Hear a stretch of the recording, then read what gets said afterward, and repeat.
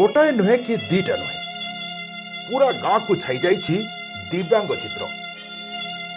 ताठु बड़ विस्मय विषय गोटाए वंशीय परिवार रही 8 जन विकलांग शिशु। कलाहांडी जिला धर्मगढ़ ब्लॉक धरपुर पंचायत भालुचुआ गाँव देखा मिली एभली किछि दृश्य। दिव्यांग हेबा मनीष हातर कथा नुह, यह हुए तो नियतिर खेल। हेले गोटे गाँव में 21 दिव्यांग शिशु रहिबा चिकित्सा विज्ञान पाई भी एक आह्वान। धर्मगढ़ ब्लॉक भालुचुआ गाँव जाल परिवार अच्छा 8 दिव्यांग शिशु।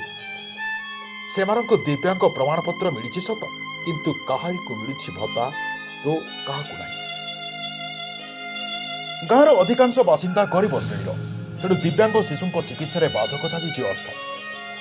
अन्यपटे दिव्यांग थैथान पर सरकार अनेक योजना करिसेंति, किंतु प्रशासनिक उदासीनता जोगु दिव्यांग शिशु को सरकारी सुविधा मिल पारु नाही।